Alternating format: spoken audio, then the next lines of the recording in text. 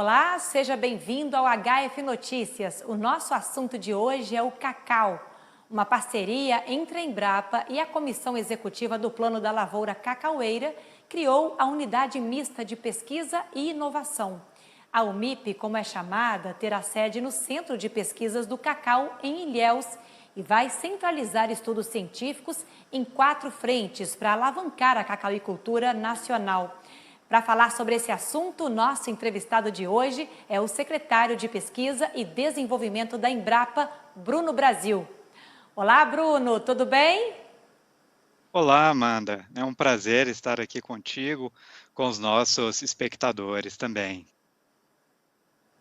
Prazer é todo nosso, viu, Bruno? Ainda mais porque o motivo é essa novidade aí que pode expandir a cultura do cacau, né? A gente sabe que essa cultura do cacau, ela está na história do Brasil, ali marcada pela produção forte, que aconteceu aí desde o século XVIII lá em Ilhéus, e muita coisa mudou de lá para cá, né? Sim, a cacauicultura é uma cultura, né, uma cadeia produtiva muito tradicional no Brasil. E nós estamos muito entusiasmados com essa criação dessa unidade mista, essa parceria aí de médio e longo prazo entre a Embrapa e a CEPLAC para atender esse setor produtivo.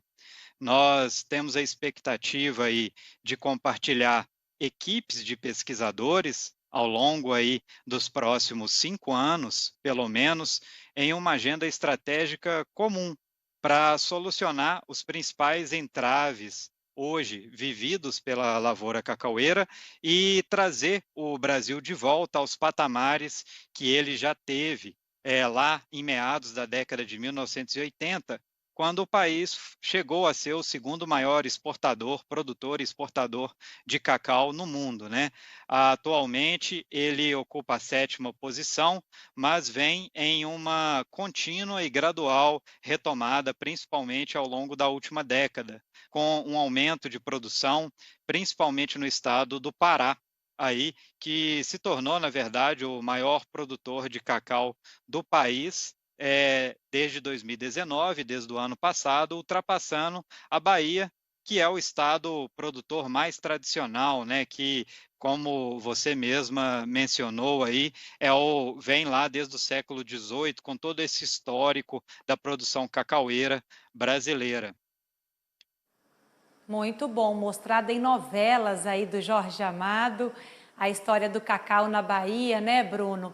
E aí agora, esse acordo de cooperação técnica, ele foi assinado recentemente e vai funcionar de forma integrada, né? Eu queria que você explicasse melhor para a gente como é que vai funcionar, quais são as ações aí de pesquisa, desenvolvimento e inovação que estão previstas para acontecer na UMIP. A UMIP, né, ou Unidade Mista de Pesquisa e Inovação em Cacau, ele é um acordo aí, originalmente entre a Embrapa e CEPLAC, mas com a expectativa de agregar ainda outras instituições parceiras ao longo dos próximos anos, onde, como eu mencionei anteriormente, serão atacados as prioridades estratégicas, os gargalos aí para alavancar a produção cacaueira. Nós temos aí um corpo de pesquisadores, doutores e analistas de pesquisas dessas duas instituições que vão unir a sua expertise técnica para fazerem aí projetos e programas mais robustos, focados em 3 regiões principais, tá? 3 regiões grandes produtoras de cacau no país. Então, no estado da Bahia, no estado do Pará e também no estado de Rondônia, sendo que também há experimentação e projetos em andamento no estado do Espírito Santo, do Mato Grosso e também avançando para outros estados produtores como Amazonas, Minas Gerais e São Paulo. A nossa expectativa é positiva para que a gente consiga unir esses esforços e trabalhar nessa forma de cooperação, que é uma forma bastante moderna, tá?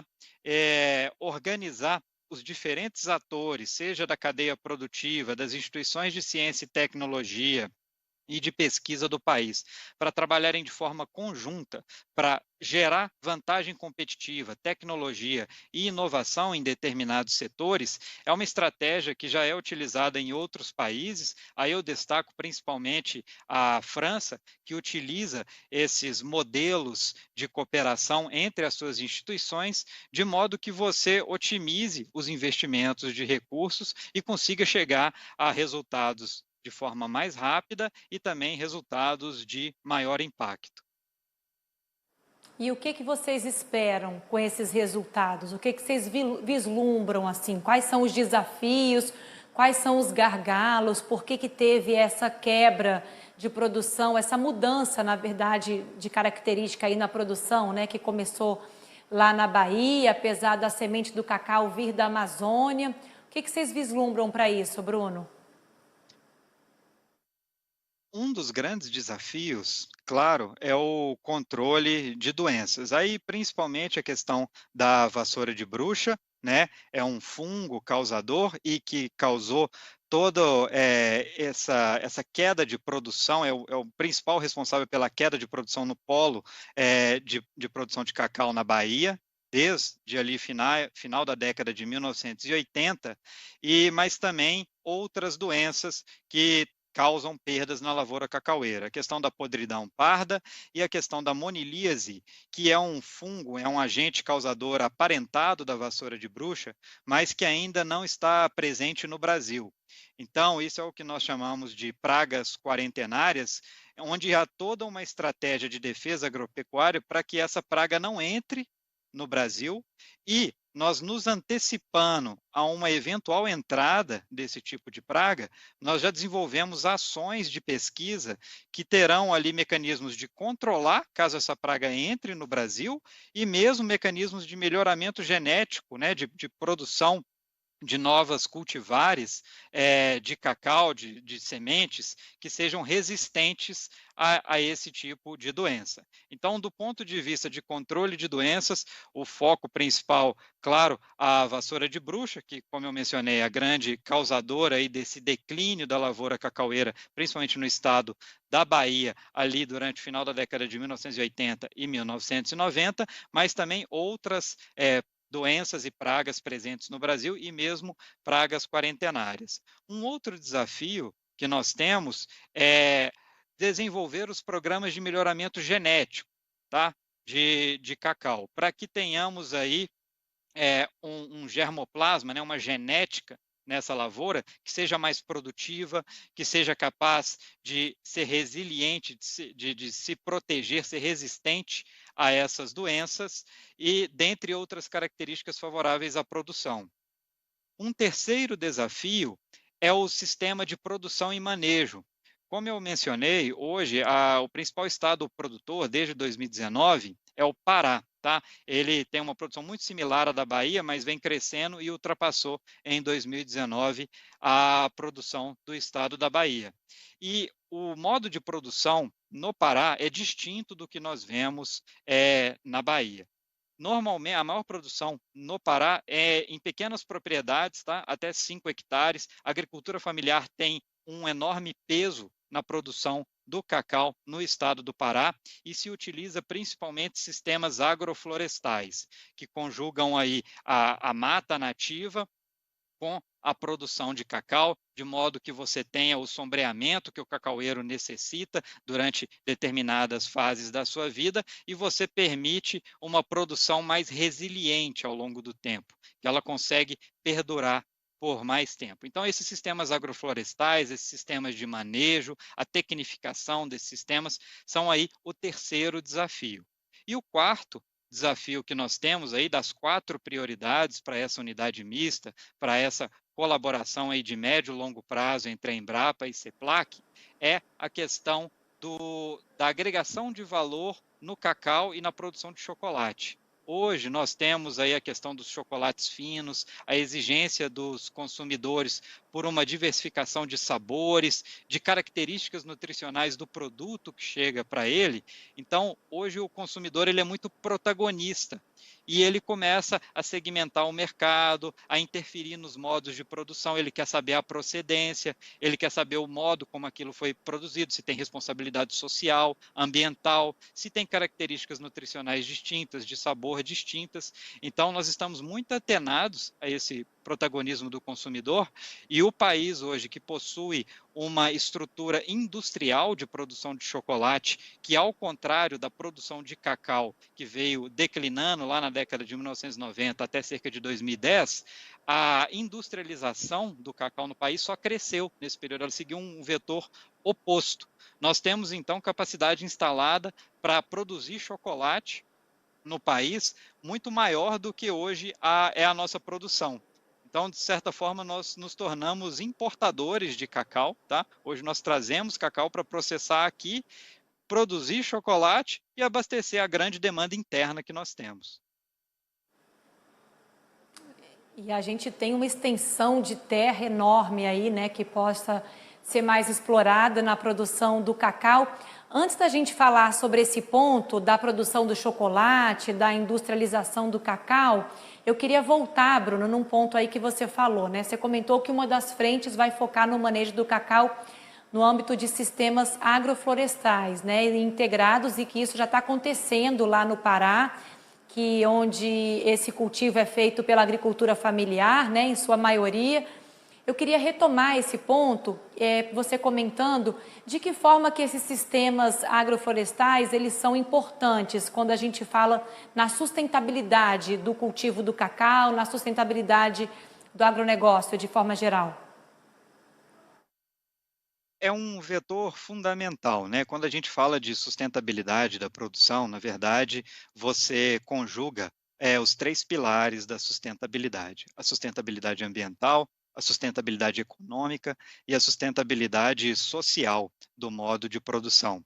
E hoje, a conjuntura que nós temos, principalmente no estado do Pará, ela converge para sistemas de produção sustentáveis e que trazem esses três vetores ambientais, econômicos e sociais. O que eu quero dizer com isso?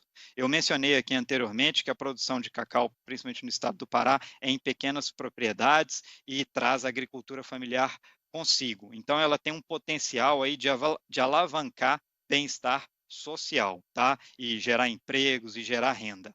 Isso daí também é uma cadeia e um produto que tem valor agregado e que gera um retorno bastante razoável para o produtor. Então, tem uma sustentabilidade econômica bastante interessante. E o vetor ambiental, que é importantíssimo, é devido às características aí do bioma amazônico, né, onde isso vai ser produzido em sistemas agroflorestais aí na região norte do país, e você conjuga justamente outras culturas nativas, outras árvores que podem aí integrar o seu sistema.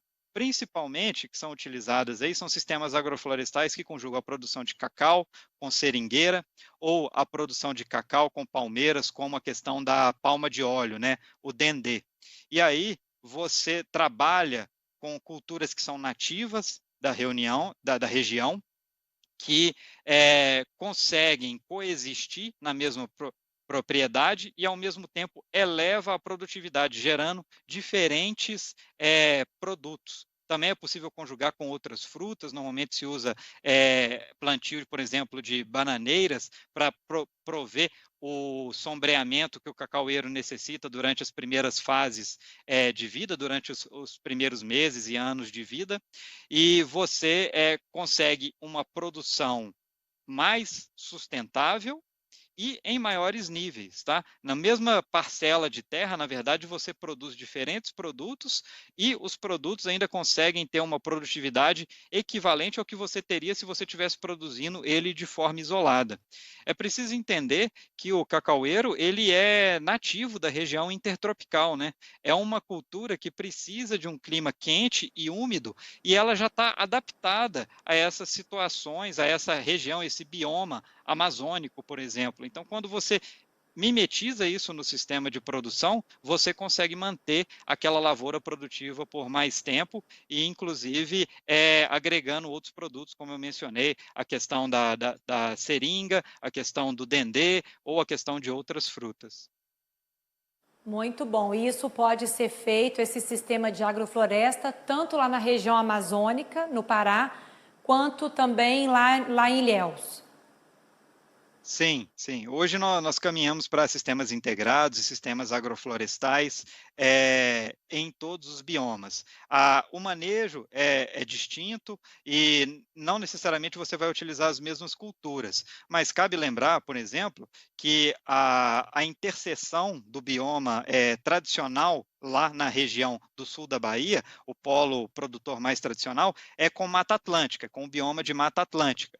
E justamente os sistemas de produção lá já nasceram dessa forma, conjugada com trechos ali de Mata Atlântica, né? A gente tem um sistema de Cabruca, que é o chamado sistema pioneiro, ele tem esse nome lá no polo produtor da Bahia, embora hoje esse sistema ele tenha uma produtividade aquém do que já teve algumas décadas anteriores, é possível manejá-lo e trabalhar para que a gente tenha sistemas agroflorestais bastante produtivos e sustentáveis, tá? E esse é um dos nossos focos de trabalho. Muito bom. E aí você comentou que outra frente dessa proposta da unidade é a questão da industrialização do cacau, da comercialização até de chocolates. Eu queria saber se a Embrapa já tem algum trabalho nesse sentido, assim, que consiga enxergar esse potencial do uso do cacau brasileiro e não do cacau importado na produção desses produtos? Temos sim. A Embrapa tem ações com isso, inclusive nós temos uma unidade que foi criada mais recentemente, em 2016, na Embrapa, no estado de Alagoas, focadas aí nessa questão de alimentos e agregação de valor, é a Embrapa Alimentos e Territórios, e eu até vou abordar isso aqui. Eu vou só retroceder um pouquinho para explicar essa história da lavoura cacaueira no Brasil e entender por que que, né, tá ali, esteve até em novelas ali na década de 1990, essa história, e um país que era o segundo maior produtor, hoje está, por exemplo, importando cacau, né, e produzindo chocolate aqui para abastecer o mercado interno, principalmente. Mas o Brasil tinha uma história de muito sucesso do ponto de vista de cacauicultura, puxado ali pela região sul da Bahia, e isso até meados da década de 1980 chegou ali a cerca de 450 mil toneladas produzidas por ano. Acontece que, ao final da década de 1980, houve a introdução da doença conhecida como vassoura de bruxa, é um fungo causador, tá? Moniliofitora perniciosa. Ele entrou e naquela região ele encontrou condições muito favoráveis à sua proliferação e de muito difícil manejo. Algo que, por exemplo, na região amazônica nós conseguimos manejar, mas na região ali do sul da Bahia, esse fungo achou situações, uma lavoura muito favorável e acabou se proliferando ali, o que causou a diminuição progressiva da produção, principalmente no polo da Bahia, ao longo da década de 1990 e trouxe o país hoje para a situação que ele tem hoje. Ele é o sétimo maior produtor de cacau no mundo, lá na década de 1980 era o segundo maior produtor. Lá em 1980 ele produzia cerca de 450 mil toneladas, hoje ele produz 240 mil toneladas aproximadamente. E houve também uma mudança do polo produtor. Então, agora é uma estagnação mais na região da Bahia e um maior aumento da produção, principalmente no estado do Pará. Só que, como eu mencionei também, nós tivemos aí esse aumento do processamento do cacau, da capacidade instalada no país, da indústria de processamento de cacau para a produção de chocolates.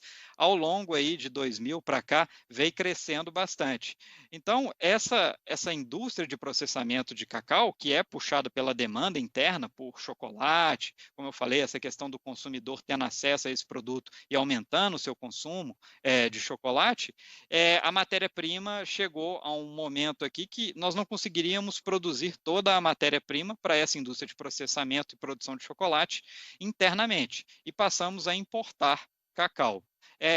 Nós importamos cacau hoje de países africanos, tá? Principalmente. Então, nós importamos principalmente de Gana e de Costa do Marfim. São os principais países que nós importamos esse cacau, processamos aqui e produzimos chocolate. E temos assistido já há alguns anos a questão da própria mudança do perfil do produto, né, da indústria do chocolate que é produzida no Brasil, com uma maior agregação de valor, diversificação de produtos, aparecimento de chocolates mais finos, com maior percentual, maior teor de cacau, com sabores diferenciados.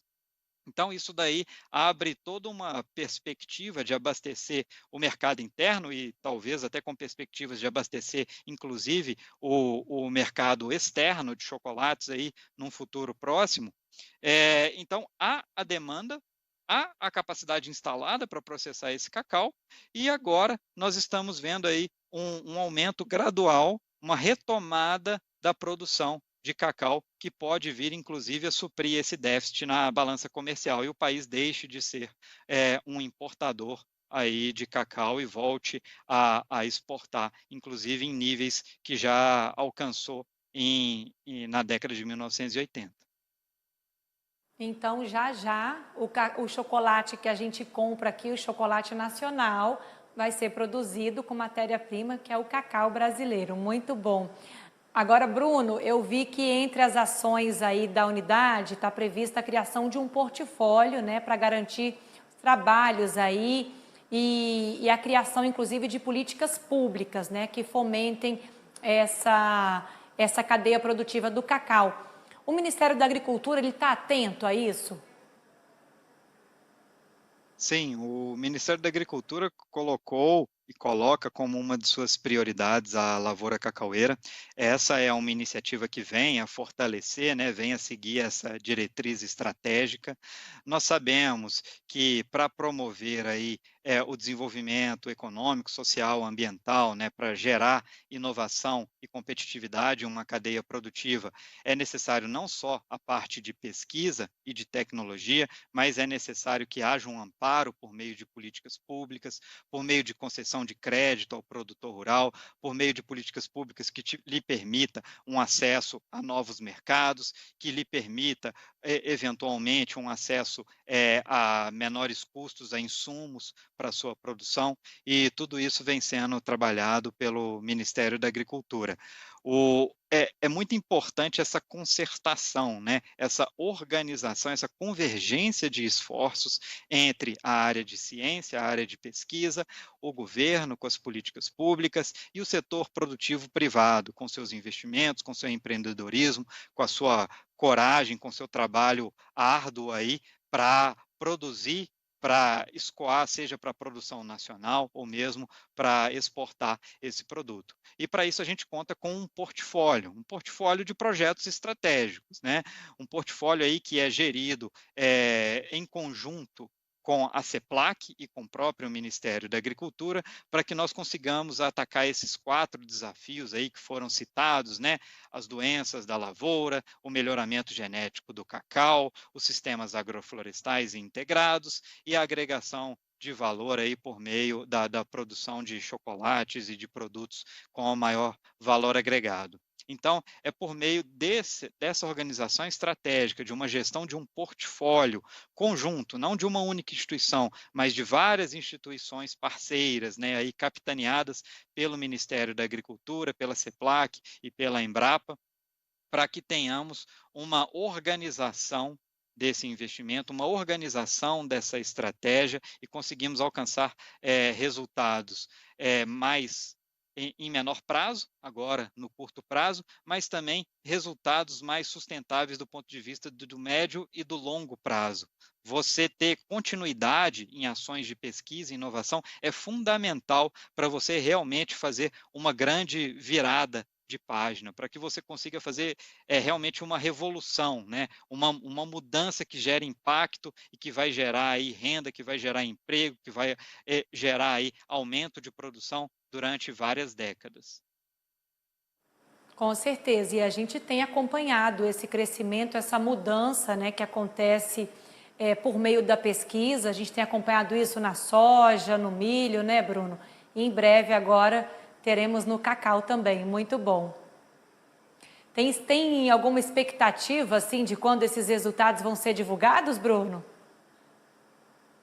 Nós iniciaremos uma série de projetos estratégicos agora em 2021, com o apoio do próprio Ministério da Agricultura, e embora resultados sejam aí entregues para a sociedade e divulgados todos os anos, né? Isso era uma missão basicamente da CEPLAC, dentro da pesquisa agropecuária brasileira, e agora com esse acordo, nós estamos compartilhando e fazendo aqui um grande esforço conjunto das instituições de ciência para o agro brasileiro, para que elas trabalhem em conjunto e entreguem resultados para a lavoura cacaueira.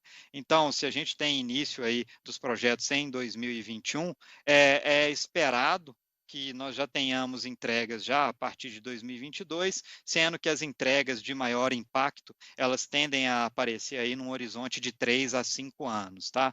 É preciso entender também que a cultura do cacau é uma cultura perene, né, como nós dizemos, é uma árvore, ela tem um ciclo longo de produção e de crescimento até atingir o seu pico de produção. Então, todos os programas de melhoramento genético, todas as alterações aí de produção, elas são graduais, porém são progressivas. E nós queremos que elas sejam não só progressivas, como sustentáveis. Por isso, estamos unindo esses esforços para conseguir fazer com essa cadeia o sucesso que nós já alavancamos aí e que tem o histórico, né, nas últimas 4, 5 décadas aí, conseguimos alavancar grande sucesso na lavoura de soja, a lavoura de milho, que aí nos últimos 10, 15 anos aí alcançou patamares que não imaginávamos talvez que conseguiríamos chegar em tão pouco tempo, e foi com muita ciência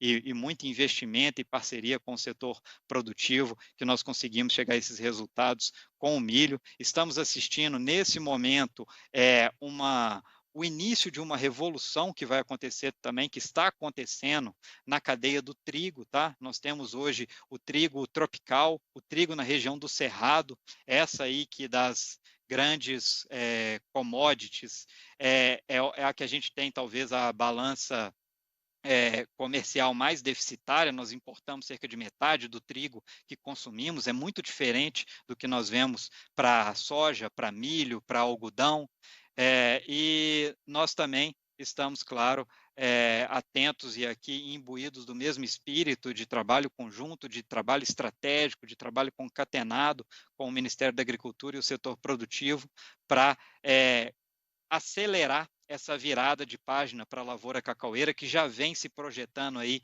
ao longo da última década, né, com esse crescimento progressivo e gradual, e a gente quer que isso daí alavanque, suba aceleradamente agora na década de 2020 e 2030. E vai acontecer, viu, Bruno? A gente vai acompanhar esse progresso de perto aí do cacau brasileiro. O nosso programa está chegando ao fim. Eu agradeço demais a sua participação aqui no HF Notícias e muito sucesso para vocês. Obrigada. Com certeza, Amanda. Muito obrigado pelo convite. Foi um prazer estar com todos vocês aqui hoje. E a você que nos acompanha, muito obrigada também pela sua audiência, pela sua companhia. E até o próximo HF Notícias. Tchau, tchau.